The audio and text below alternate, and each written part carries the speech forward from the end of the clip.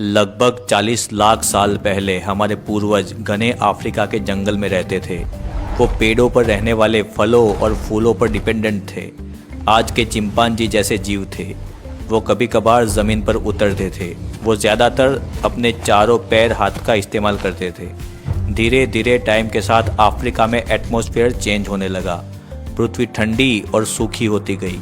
जंगल सिकुड़ने लगे और उनकी जगह खुले घास के मैदान ने ले ली।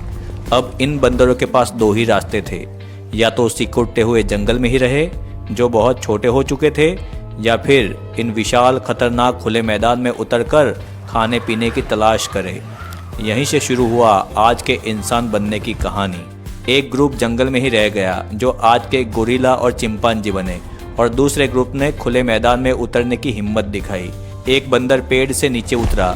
खुले मैदान में बड़े बड़े घास के अंदर चार पैरों पर झुककर चलने से घास के पार कुछ नजर ही नहीं आता था। इसीलिए जिंदा रहने के लिए सीधा खड़ा होना बहुत ही जरूरी था, ताकि दूर दूर तक देखा जा सके और शिकारियों से भी खुद को बचाया जा सके। उस बंदर ने हिम्मत करके सीधा खड़े होने की कोशिश की, अपनी पीठ को सीधा किया और धीरे धीरे हाथों के सहारे ऊपर उठने की कोशिश की। शुरुआत में तो वो लड़खड़ाया और हाथों से जमीन को छूकर बैलेंस बनाता रहा, लेकिन जब उसने थोड़ा सीधा होकर खड़ा होने की कोशिश की तो पूरा मैदान उसे दिखने लगा। उसने पूरी तरह अपनी पीठ सीधी कर ली, दोनों पैरों पर संतुलन बनाया और सीधा खड़ा हो गया। यही वो पल था जब बंदर से इंसान बनने की असली शुरुआत हुई। सीधा खड़ा होने से उसे दूर दूर तक दिखने लगा। बस इनको ही ऑस्ट्रालोपिथेकस कहा जाता है।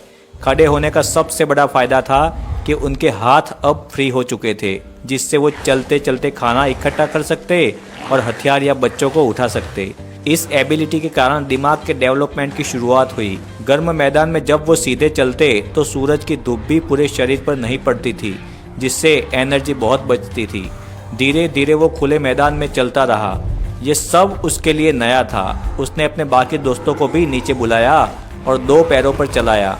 पहली बार वो खुली धरती पर चल रहे थे, तभी अचानक घास के अंदर कुछ हलचल हुई और अगले ही पल एक शेर झपट पड़ा। उसने एक बंदर को अपने दांत में दबोच लिया और उसको घसीटता हुआ दूर ले गया। बाकी सब ये देखकर चीखने लगे। कुछ पेड़ों की तरफ भागे, कुछ वहीं रुककर कांपते रहे। सबकी आंखों में डर था, पर उस दिन उन्होंने ये सच्चाई देखी कि ये नई दुनिया खूबसूरत जरूर है, पर बेरहम भी है। शेर के हमले के बाद वो दूर जाने की हिम्मत नहीं जुटा पा रहे थे, मगर भूख ने उन्हें फिर से मैदान की ओर खींचा। एक दिन उन्होंने देखा घास के बीच में गिद्धों का एक झुंड मंडरा रहा है। जब करीब जाकर देखा तो एक बहुत बड़ा हिरन था, जिसका शेरों ने शिकार कर कर खाया था। उसे अब गिद्ध खा रहे थे। शरीर का ज़्यादातर हिस्सा खाया जा चुका था, पर कुछ मांस अभी बाकी था। वो धीरे धीरे पास गए और गिद्धों को भगाया। इधर उधर देखा कि कहीं शेर तो नहीं लौट रहा। डरते हुए उन्होंने पहली बार उस जानवर का बचा हुआ मांस पहले सूंघा और फिर खाया। वो स्वाद अलग था, पर उसमें ताकत थी। पहली बार उन्होंने महसूस किया कि ये खाना उन्हें ज़्यादा एनर्जी देता है और भूख भी लंबे समय तक नहीं लगती। यही उनकी नई चालाकी थी। वो अब सिर्फ डरने वाले जीव नहीं रहे, बल्कि मौका देखकर जीना सीख रहे थे। धीरे धीरे यही समझ उन्हें आगे चलकर शिकार करना सिखाने वाली थी। अभी तो वो एक टाइप के नेचर के क्लीनर जैसा काम कर रहे थे। वो ऐसे ही शिकार किए हुए जानवरों को ढूंढते और अपना पेट भरते। समय के साथ साथ उनके पैर मजबूत होने लगे थे। शरीर भी अब झुका हुआ नहीं था, इससे वो तेज चलते और दौड़ सकते थे। उनका दिमाग थोड़ा और विकसित हो गया। रात का समय सबसे भयानक होता था। खुले मैदान में ना तो पेड़ की छांव थी, ना कोई सुरक्षा। कई बार शिकारी अचानक झपटता और किसी न किसी को अपना शिकार बना लेता, लेकिन हर नुकसान के साथ उन्हें एक सीख मिलती। जब मैदान में खतरे बढ़ने लगे तो उन्हें समझ में आ गया कि खुले मैदान में रात बिताना मौत को बुलावा देने जैसा है। एक रात जब बिजली चमकी तो उन्होंने देखा कि दूर पहाड़ों में कुछ गुफाएं हैं। तो वो झुंड उस गुफा तक पहुंच गए और उस गुफा के अंदर चले गए। अंदर अंधेरा था, पर बाहर की तरह जानलेवा खतरा नहीं था। धीरे धीरे उन्होंने महसूस किया कि गुफा उन्हें सुरक्षा देती है, बारिश, हवा और शिकारी जानवरों से भी बचाती है। अब रात को वो गुफा के अंदर चले गए। बच्चों को बीच में रखा और बड़े चारों तरफ थे। गुफा की दीवारें उन्हें छत दे रही थी और शायद पहली बार उन्होंने अपने घर जैसा महसूस किया होगा। सुबह हो चुकी थी। गुफा के ओपनिंग पर घास हिली, पर किसी ने ध्यान नहीं दिया क्योंकि सब लोग अभी तक सोए हुए थे। एक बड़ा अजगर चुपचाप अंदर घुस आया। गुफा के किनारे पर एक जवान नर गहरी नींद में लेटा था। अजगर ने अचानक बिजली की तरह झपट्टा मारा और कसकर उससे लिपट गया। नींद से अचानक जागे उस बंदर की चीख गुफा में गूंज उठी, इतनी तेज कि बाकी सब डर गए। बच्चे रोने लगे, कुछ ने तो पत्थर उठाए, पर अजगर की पकड़ बहुत मजबूत थी। कुछ ही सेकंड में उसकी सांसें रुक गई और अजगर उसे धीरे धीरे निगलने लगा। देखते देखते उसके शरीर का आखिरी हिस्सा अजगर के भीतर समा गया और फिर वो धीरे धीरे गुफा से बाहर चला गया। सब लोग सन्न रह गए थे, कोई कुछ नहीं बोल पा रहा था।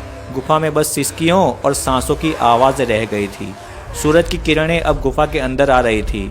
उसी दिन उन्होंने तय किया कि अब कभी कोई भी गुफा का दरवाज़ा खुला नहीं छोड़ेगा और बिना पहरे के कोई भी नहीं सोएगा। उस सुबह से सुरक्षा का पहला नियम शुरू हुआ। उन्होंने सीखा कि जिंदा रहने के लिए सिर्फ ताकत नहीं, सावधानी भी जरूरी है। एक दिन जब वो खुले मैदान में घूम रहे थे, तब उन्होंने देखा कि आसमान में बिजली गिरी और एक पेड़ जलने लगा। आग की लपटें देखकर सब लोग डर गए, लेकिन एक बंदर ने धीरे धीरे उसके पास जाने का डिसाइड किया। गर्म हवा ने उसके चेहरे को छुआ। वो थोड़ा और पास गया और उसने पाया कि उसके पास जाने से गर्मी लगती है। उस दिन उसने सीखा कि आग डरने की नहीं, समझने की चीज़ है। ऐसे ही कुछ ना कुछ सीखते सीखते दिन बीतते गए। उन्होंने पत्थरों से खेलना शुरू किया। शुरू में तो बस वो लोग पत्थरों को आपस में टकराते और आवाज़ें निकालते, लेकिन एक दिन जब दो पत्थर आपस में टकराए तो एक धारदार टुकड़ा टूट गया। उन्होंने देखा कि वो बहुत नुकीला है और मजबूत भी है। एक ने उस टुकड़े से फल को काटा। यही था पहला टूल। धीरे धीरे उन्होंने पत्थरों को जानबूझकर तोड़ना सीखा और उन्हें तेज बनाया। कुछ टाइम बाद वो शिकार किए गए जानवरों का मांस भी उसी नुकीले पत्थरों से काटने लगे थे। पत्थरों से जमीन को खोदने लगे थे। अब वो सिर्फ शिकारी नहीं थे, वो सोचने वाले जीव बन चुके थे। वो अकेले नहीं थे, वो ज्यादातर ग्रुप में रहने लगे। 5, 10 या 15 के ग्रुप में। हर किसी का काम था। कोई बच्चे की देखभाल करता, कोई खाने की तलाश में जाता या फिर कोई पहरा देता। वो समझ चुके थे कि साथ रहना ही उनकी सबसे बड़ी ताकत है। एक दिन झुंड मैदान के किनारे फल खोज रहा था कि अचानक शेर छलांग लगाकर बाहर आया और उसकी दहाड़ से सब कांप उठे। कुछ पीछे हटे और बच्चे डरकर चिल्लाने लगे। शेर ने झपट्टा मारा और एक मादा को गिरा दिया। पहले तो सब भागना चाहते थे, जैसे हमेशा करते थे, लेकिन इस बार कुछ अलग हुआ। झुंड के सबसे बड़े नर ने चीखते हुए पत्थर उठाया और पूरी ताकत से शेर की तरफ फेंका। पत्थर सीधा शेर के सिर से टकराया। शेर गुस्से में दहाड़ा और फिर उसकी तरफ बढ़ा, लेकिन अब वो अकेला नहीं था। बाकी सबने भी देखा और सबने बड़े बड़े नुकीले पत्थर उठाकर शेर पर फेंकना शुरू कर दिए। उन्होंने चारों तरफ से पत्थर फेंकना शुरू किए। कुछ पत्थर शेर को लगे और कुछ उसके पैर के पास गिरे। एक बड़ा पत्थर उसके चेहरे पर जा लगा और वो पीछे हटने लगा, पर झुंड अब रुका नहीं। थोड़ी देर की लड़ाई के बाद वो जमीन पर गिर पड़ा। वो छटपटाया, फिर शांत हो गया। कुछ पल के लिए सब लोग सन्न रह चुके थे, क्योंकि उन्हें यकीन नहीं हुआ कि उन्होंने इतने बड़े शिकारी को हरा दिया है। फिर धीरे धीरे सब एक दूसरे की तरफ देखने लगे। वो दिन उनके जीवन का एक नया मोड़ था। उस दिन उन्होंने समझा कि ताकत अकेलेपन में नहीं, एकता में होती है। अगर वो साथ रहे तो किसी भी शिकारी से लड़ सकते हैं। उस दिन शाम को जब सूरज डूबा तो झुंड गुफा के बाहर बैठा था। आसमान लाल था, हवा में शांति थी। बच्चे खेल रहे थे और बड़े पत्थर के पास बैठे जैसे किसी जीत का जश्न मना रहे हो। वो पहला दिन था जब उन्होंने अपने डर को हराया था। पहली बार किसी शिकारी से भागे नहीं, बल्कि उसका सामना किया और उसे मार गिराया। अब उन्होंने मिलकर शिकार करना स्टार्ट किया, जिसमें वो छोटे छोटे जानवर जैसे खरगोश और पक्षियों का शिकार करने लगे। एक देखता, दूसरा पत्थर फेंकता और तीसरा पकड़ लेता। हर बार जब कोई सफल होता तो पूरा ग्रुप खुश हो जाता। रात को वो गुफा के अंदर बिताते, जिसके ओपनिंग को वो पत्थरों से बंद कर देते थे ताकि कोई शिकारी अंदर ना आ सके। उन्होंने कुछ आवाज़ें तय की, एक खतरे के लिए, एक खाने के लिए और एक बुलाने के लिए। यही आवाज़ें आगे चलकर भाषा की पहली सीढ़ी बनने वाली थी। गुफाओं की दीवारों पर उन्होंने अपने हाथों के निशान बनाए। शायद वो बस खेल रहे थे या याद रखने की कोशिश कर रहे थे। किसी ने अपने हाथ की हथेली मिट्टी में डुबोई और दीवार पर छाप छोड़ी, जैसे कहना चाहता हो, मैं यहाँ था। ये था पहला सिंबल। कभी रात को वो आसमान की तरफ तारों को चमकते हुए देखते।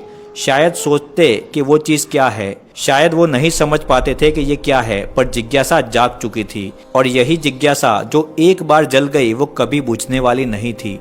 समय बीतता गया, मौसम बदले, झुंड बड़े हुए और बच्चे अब मैदान में ही बड़े होने लगे। हर पीढ़ी अपने पिछले वालों से थोड़ी समझदार होने लगी थी। उनके दिमाग का आकार धीरे धीरे बढ़ता गया। उन्होंने शिकार के तरीके सुधारे। एक दिन उन्होंने देखा किसी जानवर की हड्डी से चोट लगने पर आवाज़ तेज आई। उन्होंने उसी हड्डी को उठाया, फिर उसे शिकार करने के लिए किसी और जानवर पर इस्तेमाल कर लिया। वो पहला वेपन था। अब डर घट गया था। अब वो शिकारी थे, शिकार नहीं, और उनकी सोचने की कैपेसिटी बढ़ रही थी। उन्होंने महसूस किया कि हर चीज़ का कोई ना कोई कारण होता है। बारिश क्यों आती है, बिजली के कारण फायर कैसे जलती है, हवा क्यों चलती है। इन्हीं सवालों ने उन्हें बाकी जीवों से अलग कर दिया। उनके बच्चे अब सिर्फ नकल नहीं करते थे, वो सीखते थे, वो देखते थे, वो सोचते थे। ऐसे ही 12 से 15 लाख साल बीतते गए और ये ऑस्ट्रालोपिथेकस से होमो हबिलिस में डेवलप होने वाले थे। होमो हबिलिस यानी औजार बनाने वाले इंसान। अभी तक वो पूरी तरह से हेलो गाइस, कैसे हैं आप सब लोग। हमारा व्लॉग आपको कैसा लगा? अगर आपको अच्छा लगा है तो हमारे चैनल को सब्सक्राइब करें एंड लाइक करें। Thank you so